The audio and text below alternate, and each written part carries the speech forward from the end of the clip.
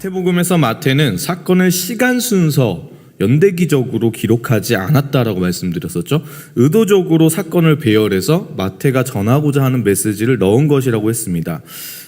그 산상순의 그 말씀을 전하신, 그 권위 있는 하나님의 말씀을 전하신 예수님이 어떤 분이시냐, 이에 대한 해답을 8장에서 9장까지 이 마태가 우리에게 주고 있는데요. 10가지의 기적을 집중적으로 배열해가지고 우리 가운데 이야기해주고자 하는 바가 있는 것이죠. 그것은 무엇이냐면 예수님께서는 하나님의 아들이시다. 그것을 또렷하게 우리 가운데 이야기해 주려고 하는 것입니다. 예수님은 하나님의 아들이시고 그분이 우리들의 구원자이시다. 이것을 우리에게 또렷하게 알려주길 원한 것이죠. 8장에서 9장까지 나타나는 또 다른 하나의 어떤 특징이 있는데요. 이게 겉으로만 보면은 이 8, 9장에 있는 사건들은 어떻게 보면은 개인적인 어떤 한 사람에게 예수님께서 다가가셔서 일으키시는 치유와 회복의 사건처럼 보인다는 것입니다.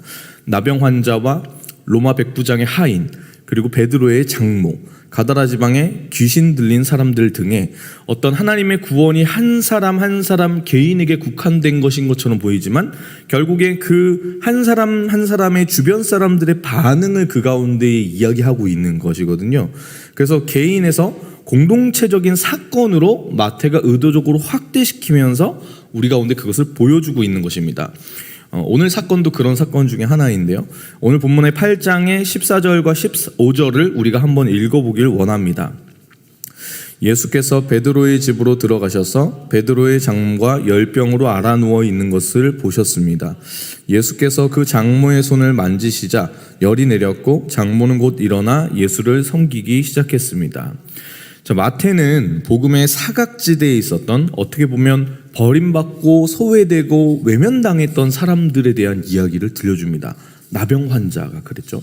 백부장의 하인. 그리고 오늘 베드로의 장모라고, 베드로 수제자인 베드로의 장모이지만 사회적인 약자였던 여인을 치유의 대상으로 연결하면서 천국 복음은 누구도 차별하지 않는 하나님의 은혜로 주어진 것임을 분명히 우리에게 알려주고 있습니다. 예수님은 어떤 분이셨냐면 의사가 필요 없는 자들 가운데 찾아가신 분이 아니십니다. 예수님께서는 스스로 구원할 수 있는 힘이 없는 자들을 찾아가셔서 그들을 치유해 주신 분이시죠. 그 사람들에게 하나님의 사랑을 기적과 치유를 통해서 보여주신 것입니다. 오늘 이 마태복음의 사건을 이야기하는 마가복음, 이 다른 복음서의 본문에 보면은 예수님께서 열병에 걸린 베드로의 장모의 손을 잡아서 그녀를 일으켜 세웁니다. 좀 더 구체적으로 이야기를 해주는 것이죠. 그리고 그 순간에 열병으로 죽어가던 사람이 예수님의 손이 닿자마자 깨끗하게 치유된 것을 우리가 보게 되는 것이죠. 재미난 것은 무엇이냐면 방금까지 죽어가던 사람, 열병을 앓고 있던 사람이 예수님을 즉각적으로 섬기기 시작했다는 것입니다. 언젠가 이 담임 목사님께서 말씀해 주신 적이 있는데, 보통 이 환자가 치유가 되더라도 그 병이 낫더라도 회복 가운데 걸리는 시간이 있는 거거든요. 근데 예수님의 치유는 즉각적으로 일어나는 치유이고 완전하게 일어나는 치유였다라는 것입니다. 바로 일어나서 섬겼다는 것이죠. 그래서 그 장면을 보고 있던 사람들이 굉장히 많이 놀라서 주변에 아픈 사람들을 모두 데려오기 시작했습니다. 근데 참 여기서 또다시 놀라운 부분이 하나 있는데, 우리 예수님께서는 그들이 데리고 온 모든 사람을 끝까지 남아서 고쳐주셨다는 거예요. 사랑하는 여러분, 우리는 보통 인간적인 마음을 가지고 있는 사람들이라면 누구나 다 호의로 처음에 시작하더라도 뭔가 자기 헌신을 넘어서는 그 이상의 헌신을 요구할 때는 분노가 일어나고 화를 내는 겁니다. 그렇지 않습니까? 짜증을 부리고 불평불만을 노골적으로 비치면서 우리가 그 순간에 내가 이렇게까지 하는데 라는 생각을 할 수가 있는 것이죠. 근데 이런 헌신은 어떤 헌신이냐면 참된 헌신이 아니라 자기 자랑이라는 겁니다.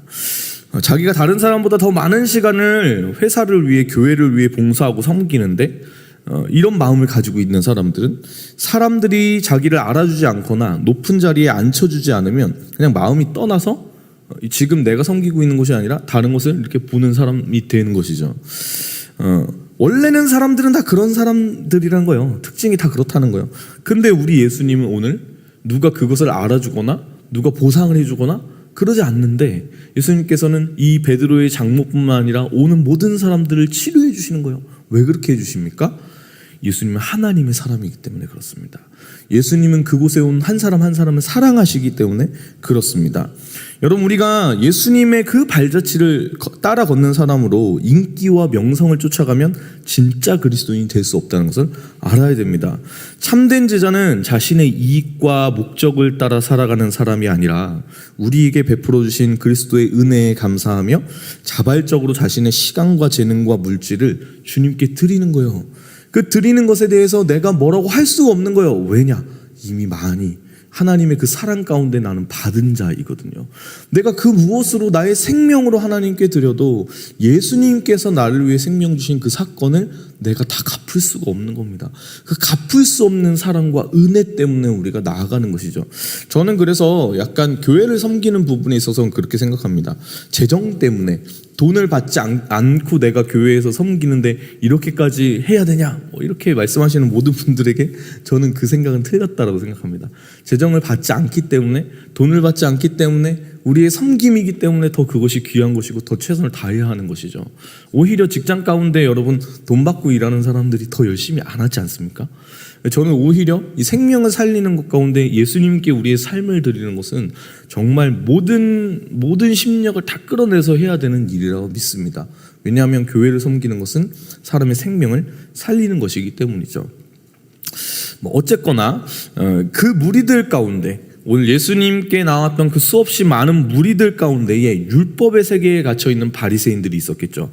그들은 예수님의 행동에 대해 불만이 가득 차 있었던 사람입니다. 왜냐하면 열병에 걸린 사람을 만지는 것도 율법에 어긋나죠. 근데 남편이 아닌 외간 남자가 다른 여자의 손을 잡는 것도 원래는 있을 수가 없는 일이었기 때문에 이 바리새인들은 늘 예수님께서 뭔가 이렇게 행하시면은 그 부분에 불만을 가지고 불평을 가지는 거예요. 예수님은 사실은 제가 그 나병 환자 설교할 때도 말씀드렸지만 말 한마디면은 이 베드로의 장모인 여인을 깨끗하게 치유하실 수 있으셨죠. 근데 그렇지만 가시는 곳마다 이런저런 행동들을 하시면서 기적의 현장에서 제사장 나라를 깨트리는 말과 행동, 이들의 기득권을 해치는 그런 어떤 늘 언행을 하셨기 때문에 이 바리새인들의 분노의 게이지가 높여지는 거예요. 계속. 이걸 보면서도 우리가 생각해야 될 부분들이 있습니다. 우리들이 세상적 고정관념과 세상 가치의 틀 안에 있다면 우리도 바리새인과 같은 사람들이 될 수 있다는 거예요. 그래서 그 틀을 늘 깨야 합니다. 그렇지 않으면 언제나 하나님의 은혜와 평행선을 이루며 은혜를 지식적으로 알고는 있지만 은혜를 맛보지 못하는 사람들이 되는 거예요. 머리만 커간다는 거죠. 오늘 본문의 18절과 19절을 우리가 읽어보길 원합니다. 18절 19절입니다. 예수께서 많은 무리가 자신을 둘러싸고 있는 것을 보시고 제자들에게 호수 건너편으로 가라고 명령하셨습니다. 그때 한 율법학자가 예수께 다가와 말했습니다. 선생님이 가시는 곳이라면 어디든 따라가겠습니다. 아멘. 자, 18절에서부터는 갑자기 다른 사건에 대한 이야기가 나오죠. 그래서 우리가 이 본문을 읽을 때 이거 뭐지? 라는 생각을 할 수가 있습니다. 근데 이 18절에서부터 나오는 이 부분은 무엇이냐면 앞에 예수님께서 일으키셨던 세 가지 이적에 대한 부분, 그 부분에 대한 해설을 하는 구절이라고 보시면 됩니다. 그래서 이 앞에 사람들은 이 세 가지 사건을 보면 어디에 집중을 하냐면 기적에 집중을 하거든요. 근데 오늘 이 마태는 이 부분에 이 이야기를 집어넣음으로 말미암아서 이 기적이 가진 진짜 의미가 무엇인가, 이걸 우리 가운데에 알려주고 싶어 하는 것입니다. 그 진짜 의미는 무엇인가요? 예수님을 따르는 데는 반드시 그 대가를, 합당한 대가를 지불해야 한다는 것을 주님께서는 말씀하고 계신 것입니다. 사랑하는 여러분, 복음에 있어서 기적 중의 기적은 무엇일까요? 우리는 소경이 눈을 뜨는 것에 집중합니다. 긴머거리가 듣게 되는 것에 집중합니다. 앉은뱅이가 자리를 털고 일어나는 것, 귀신 들린 자가 해방되어서 자유케 되는 것, 그것들은 우리를 놀라게 하고 우리의 시선과 우리의 생각은 그것 가운데 집중되어 있죠. 하지만 예수님께서 가장 기뻐하시는 기적은 예수님을 믿지 않던 사람이 복음을 듣고 예수님을 믿게 되는 것인 줄 믿습니다. 한 영혼이 돌아올 때에 하늘의 잔치가 벌어지는 것이죠. 불신자가 예수님을 알지 못했던 사람이 예수님을 영접하게 되는 사건입니다. 오늘 이 사건 가운데에 예수님께서 지금 이 기적을 일으키시는 가운데 그 일이 일어난 거예요. 서기관의 마음에, 이 율법학자의 마음에 큰 동요가 일어났던 것이죠. 그래서 이 하나님 나라를 적대시하던 대부분 사람들이 예수님을 받아들이지 못했는데 이 사람이 예수님을 따르고자 하는 생각을 가진 것입니다. 변화가 일어난 것이죠. 아마도 산상수훈의 말씀을 듣고 이 예수님의 그 가르침 가운데 변화된 그는 지금까지 자신이 살아왔던 삶을 내려놓고 어떤 대가를 지불해서라도 내가 이분을 꼭 붙들겠다라는 어떤 간절함과 절박함이 있었던 것 같습니다. 그래서 이렇게 얘기하는 것이죠. 선생님, 예수님, 주님께서 가시는 곳이라면 나는 어디든 따라가겠습니다 라고 고백한 것입니다. 그런데 예수님께서 뭐라고 얘기하십니까? 20절을 우리가 한번 읽어보기 원합니다. 20절입니다. 예수께서 대답하셨습니다. 여우도 굴이 있고 하늘의 새들도 보금자리가 있지만 인자는 머리 둘 곳이 없구나. 이렇게 얘기하고 계신 거예요. 하나님의 아들인 내가 이 땅에 너희를 구원하러 내려왔지만 나에게는 여우와 새와 같은 미물조차도 가지고 있는 보금자리가 없음을 딱 밝히시는 거예요. 이것이 무엇을 뜻합니까? 예수님께서도 그렇게 사셨다는 것은 무엇이냐면 복음을 전하는 자의 삶에는 그만큼의 희생이 따른다. 그만큼의 수고와 헌신이 따른다라는 것을 우리 가운데 알려주시는 것이죠. 예수님께서는 이렇게 말씀하고 계신 것입니다. 성도의 머물 곳은 어디입니까? 지금 이 눈앞에 보이는 이 땅이 아니라는 것입니다. 성도의 거해야 할 곳, 성도의 마음이 있어야 할 곳은 영원한 하나님의 나라에 우리의 마음과 우리의 시선이 있어야 된다. 주님께서 지금 그렇게 말씀하고 계신 것입니다. 여러분 한번 생각해 볼까요? 수십억 수백억 하는 궁궐 같은 집을 우리가 가지고 있다고 해봅시다. 그래봐야 우리가 죽으면 그 집이 누구의 집이 됩니까? 우리의 집이 아닌 게 되잖아요. 남의 집이 되는 거잖아요.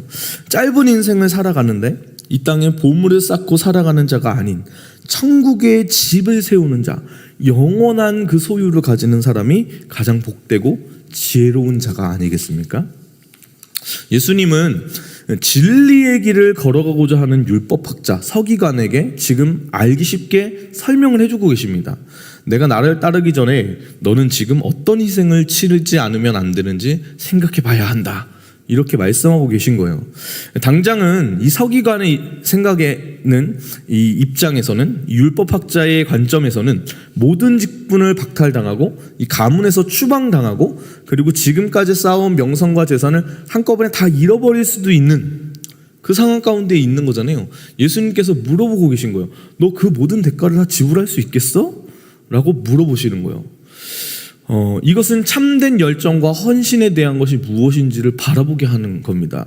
한 남자가 한 여자를 사귀는데 이 한 남자가 한 여자를 사랑한다고 말하면서 그 시간을 들이지 않고 그 열정을 들이지 않고 그 자신이 가진 물질을 들이지 않고 사랑한다라고 말만 하는 것은 의미가 없는 것이죠. 그리고 이것도 이상하죠. 만났는데 한 달을 열심히 쫓아다닙니다. 그 다음에 그 마음이 사그라들면 그 열정이 진짜일까요? 아니죠. 사람들은 열정을 좀 착각하는데요. 이 감정적으로 흥분해가지고 하나님께 은혜를 받았을 때 잠시간 내 삶을 드립니다라고 말하는 것은 누구나 다 합니다. 그 열정이라는 것은 불타는 것이라고 생각을 많이들 하지만 사실은 그것은 참된 열정이 아닌 것이죠. 참된 열정은 무엇이냐면 지속적인 것이고 오랜 시간에 걸쳐서 드러난다는 것입니다. 만약에 감정적인 헌신을 하는 사람은요, 그에 대한 보상이 자기 헌신했을 때 나타나는 것이 없으면 사그라들게 되는 거예요. 참된 열정, 참된 헌신은 그런 것이 아닌 것이죠. 예수님께서는 이 부분을 아셨기 때문에 인간의 의지와 열심과 열정을 한 번도 신뢰하신 적이 없습니다. 하나님께서 부르시고 그 부르심을 붙들어 주셨기 때문에 하나님의 은혜 가운데의 12제자도 자신에게 주어진 사명을 완수할 수 있었던 것이죠. 이 다른 얘기를 하지 않아도 12제자들이 얼마나 나약하고 연약한 사람들인지 잘 아시잖아요. 하나님의 은혜였다는 거예요. 사랑하는 여러분, 우리 믿음으로 사는 교회에 하나님께서 왜 우리를 이곳 가운데 보내주셨을까요? 만일 우리가 그 이유를 안다면, 하나님의 그 복음을 통해서 우리가 이곳 가운데 왔다는 것을 안다면, 여러분, 우리는 이 교회를 누구보다도 먼저 섬기고, 누군가 뭔가 명령을 하고 누군가 뭔가 이걸 하라고 시키기 전에 우리 스스로가 움직이게 된다는 것입니다.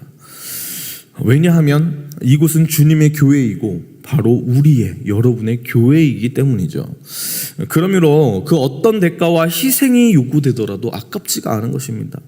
오히려 우리가 매일매일 이 교회 안에서 성장하고 이 연약했던 우리가 하나님의 말씀으로 강해지는 것을 보면서 세상에서 느낄 수 없었던 큰 영적인 기쁨을 누리는 그 공동체가 되길 날마다 기도해야 하는 것이죠. 이 교회, 좋은 교회를 만나는 것이 우리의 삶의 가장 큰 은혜이고 복인 것입니다. 말씀 21절과 22절을 읽어보길 원합니다. 다른 제자가 말했습니다. 주님, 제가 먼저 가서 아버지의 장례를 치르게 해주십시오. 그러나 예수께서 그에게 말씀하셨습니다. 죽은 사람들에게 죽은 사람을 묻게 하고 너는 나를 따라라. 자, 앞에 부분의 말씀은 갑자기 이게 왜 등장하지? 라는 느낌을 주잖아요. 이 말씀도 똑같습니다. 똑같아요. 그래서 이거 또 뭔 얘기지? 이렇게 생각할 수가 있는데, 지금 보면은 서기관 말고 예수님을 따르길 원하는 또 다른 제자가 지금 등장한 것이죠. 이 사람도 예수님의 제자가 되기로 마음속에 결심을 이미 한 것입니다. 근데 한 가지가 걸렸다는 거예요. 그게 뭐냐면 바로 아버지의 장례가 걸렸다는 것이죠. 근데 예수님께서 그 사람의 말을 듣자마자 이 사람이 지금 예수님을 안 따르겠다고 하나요? 그게 아니잖아요. 그러니까 이 아버지의 장례를 치르고 내가 따르겠습니다라고 얘기했는데 예수님이 아주 딱 잘라서 냉정하게 얘기하시는 거예요. 죽은 사람들에게 죽은 사람을 묻게 해라. 너는 나를 따라라. 이렇게 말씀하시는 거예요. 우리나라 같은 경우에 이 사건을 딱 봤을 때 이거 어렵겠는데? 논란의 여지가 좀 있겠는데? 이런 생각을 할 수 있습니다. 왜냐하면 전통적인 유교 사상이 아직까지도 한국 가운데 많이 있잖아요. 제사를 지내시는 분들도 많이 있고, 유교 사상이 강한 시골, 특히 이런 부분에 가면은 이 교회를 배척하는 분들이 좀 있습니다. 왜냐하면 조상을 공경하지 않는다. 그런 이유로 이렇게 예수님 받아들이는 걸 힘들어 하시는 분들이 시골에 종종 계시거든요. 이렇게 얘기하는 거예요. 부모 없이 태어나는 자녀가 어디 있어요. 여러분, 그래서 기독교를 바라봤을 때 제사에 대한 부분에 이걸 반대하기 때문에 몇몇 분들은 부모를 떠나서 이제 독립해서 사는 것처럼 뭔가 이 조상님들과 상관없이 그냥 지금 이 현세에서 나 혼자만 잘 먹고 잘 사는 게 중요하다라는 것처럼 보일 수가 있기 때문에 기독교가 우리나라 정서와 맞지 않다라고 얘기하시는 분들이 있는 겁니다. 오해를 하시는 것이죠. 실제 저도 이제 예수님을 믿지 않다가 믿게 된 케이스이기 때문에 제사 문제라는 것이, 그래서 믿음의 사람들 가운데 종종 굉장히 어려운 상황들을 가지고 오는 것들을 보게 됩니다. 명절이 될 때마다, 그때마다 이제 힘든 시간을 겪는 분들, 아들, 딸들, 며느리들 굉장히 많습니다. 이 기쁘고 즐거운 명절날이 돼야 되는데, 근데 절을 하지 않는다는 그 이유 하나만으로 가족들 간에 싸늘한 바람이 이렇게 부는 거예요. 근데 그러면은 우리는 약간 어떤 느낌을 받냐면은 미안하고 뭔가 좀 잘못하는 것 같고 막 그런 느낌을 받는 거죠. 그렇다고 또 우리가 하나님 믿는 걸 다 이제 모든 가족들이 다 알고 있는데 거기서 또 이제 막 우상 숭배하는 그거를 내가 보여주면 또 이것도 안 될 것 같고, 이러지도 못하고 저러지도 못하고, 이런 상황들이 좀 많이 있는 겁니다. 그런데 사랑하는 여러분, 예수님께서 오늘 우리 가운데 정확하게 또렷한 선을 그어주고 계십니다. 우리가 세상에서 살아갈 때에 타협하고 양보해야 될 때가 분명히 있죠. 이제 막 그리스도인이 된 사람들에게 이렇게 얘기하는 것은 사실 좀 어려운 일입니다. 술, 담배 끊어야 돼, 너. 그거 잘못된 거야. 죄야. 이렇게 얘기하면은 너 그거 끊은 다음에 와. 안 그러면 예배 못 드려. 이렇게 얘기하면 그 사람이 평생 예수님을 믿지 못할 수도 있겠죠. 어려워가지고. 근데 이 술과 담배는 신앙생활에 해가 돼. 이거를 충분하게 설명을 해주고 이 사람이 은혜를 충분히 받은 그 다음에 스스로 끊을 수 있게끔 도와주는 것이 우리가 해야 될 일입니다. 하나님의 은혜가 임하면 끊을 수가 있거든요. 제가 이전 교회에 다니던 때에 이 가수 한 명이 찬양팀에 지원을 했어요. 그 찬양팀 싱어로 뽑혔습니다. 저희는 이 친구가 신앙이 없다라고 생각을 안 하고 있었는데 알고 봤더니 거의 새신자 같은 친구가 뽑힌 거예요. 노래를 너무 잘하니까 뽑힌 건데 주변에서 난리가 났죠. 도대체 찬양팀에서 영적인 건 안 보고 노래 실력만 봤냐 막 이래가지고 그 친구를 뽑았는데, 심지어 그 친구가 담배도 하던 친구였던 거예요. 이게 가요계에 이렇게 몸담고 있었던 가수였는데, 근데 이 친구가 은혜를 받으면서 갑자기 이상한 일들이 일어나기 시작하는데 저한테 와가지고 얘기를 하는 거예요. 전사님, 갑자기 찬양을 하면 너무 창피한데 눈물이 나요, 그러는 거예요. 왜 그런지 모르겠어요. 너무 창피해요, 이렇게 얘기하는 거예요. 그래서 알려주세요. 너 그 은혜 받은 거라고. 그랬더니 이게요? 은혜 받은 거예요? 막 이렇게 얘기는, 울산 사는 친구여서. 그래서 그거 창피한 거 아니다, 막 이렇게 알려주세요. 근데 그 친구가 시간이 지나니까 아주 자연스럽게 어떤 일이 일어납니까? 담배를 끊는 거예요. 그리고 요번에 신대원에 합격해서 신대원을 갑니다. 세상 노래를 하면은 이상하게 재미가 없대요. 이전에 세상 노래 그렇게 부르던 친구가 자기는 하나님 찬양하고 싶대요. 그게 은혜가 우리의 삶 가운데 일어나는 것이죠. 우리 가운데 이단적 가르침과 우상 숭배 같은 것은 허용될 수 없는 부분이죠. 하지만 우리가 단계별로 올바른 신앙에 대한 부분들의 가이드라인을 가르쳐주고 알려줘야 하는데, 그 가운데 여러 가지 부분의 단계를 거칠 필요는 있겠지만 확실한 건 무엇이냐? 타협하는 것이 아니라는 겁니다. 우리 안에 결단해야 될 영역들이 있다는 것이죠. 만일 예수님께서 오늘 그 제자가 되려는 사람에게 장례를 치르는 것을 허용하셨다, 그러면 아마 많은 사람들이 이 사건을 기준으로 해가지고 제사는 정당한 거다, 이렇게 얘기할 수 있지 않았겠습니까? 그래서 복음의 세속화, 복음이 세상 가운데 들어가서 그 본질을 잃어버리게 될 때에는 이상한 메시지들이 막 난무하게 되는 거예요. 예수님은 죽은 부모를 정중하게 섬겨야 하는 유대인의 전통을 거부하시고 즉각적인 순종을 요구하십니다. 우선순위에 대한 이야기를 하는 것이죠. 이 부모를 존중하지 말라, 이렇게 얘기하는 게 아니고, 조상님들에 대해서 존경하는 마음을 품지 말라, 그게 아니고 우선순위를 이야기하시는 것입니다. 여러분, 예수님 앞에 온 제자는 사실 아버지가 죽은 상태인 게 아니에요. 지금 그의 본심은 무엇이냐? 우리 부친이 사망하고 사람들에게 가문이 욕을 안 먹도록 모든 뒷마무리를 깨끗하게 한 다음에 내가 자유롭게 되는 그때에, 내가 그때에 주님 당신을 따르겠습니다 라고 한 것이죠. 뒤에 하겠다, 뒤에 하겠다. 믿을 수가 없는 겁니다. 부자 되면 헌금 많이 하겠습니다, 이렇게 얘기하는 사람 치고 부자 돼서 헌금 많이 하는 사람이 없다고 합니다.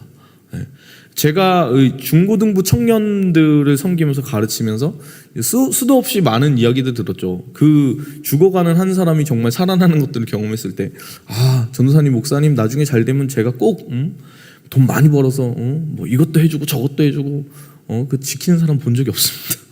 원래 그런 거예요. 하지만 이 예수님께서는 사람의 마음속을 꿰뚫어 보시기 때문에 지금 이 사람이 지금 따르지 않으면, 예수님 아시는 거예요. 다시 유대교의 그 일상에 갇혀서 주님을 다시는 따르지 않을 것을 아시는 거예요. 그래서 강하게 견면을 하시는 거예요. 여러분, 우리의 삶 가운데 우리가 스스로를 분별해 봐야 돼요. 우리가 헌신하겠다고 합니다. 우리가 말씀을 보겠다고 합니다. 우리가 예배의 그 자리 가운데 나와서 은혜를 받겠다고 해요. 언제요? 집안일 다 하고, 일 다 하고, 내 지금 눈앞에 있는 일들 처리 다 하고 나가겠다는 거. 근데 아셔야 돼요. 강하게 결단하고 권면하고 우리 스스로 그 자리 가운데 나오는 그 행동을 하지 않으면 못 올 수가 있는 거예요. 예수님 그래서 강력하게 지금 얘기하고 계신 겁니다. 사랑하는 여러분, 예수님의 제자가 된다는 일은 보면 간단한 일이 아니죠. 오늘 사건이 일어난 것만 봐도 우리가 지불해야 될 만만치 않은 희생과 헌신이 요구되어지는 겁니다. 그렇기에 고난이 닥쳐오더라도 하나님의 나라를 가슴에 품고 오늘도 여러분 참된 그리스도인으로서 희생과 헌신을 두려워하지 않고 세상을 이겨나가는 진짜 그리스도인이 되기를 주님의 이름으로 간절히 축원합니다.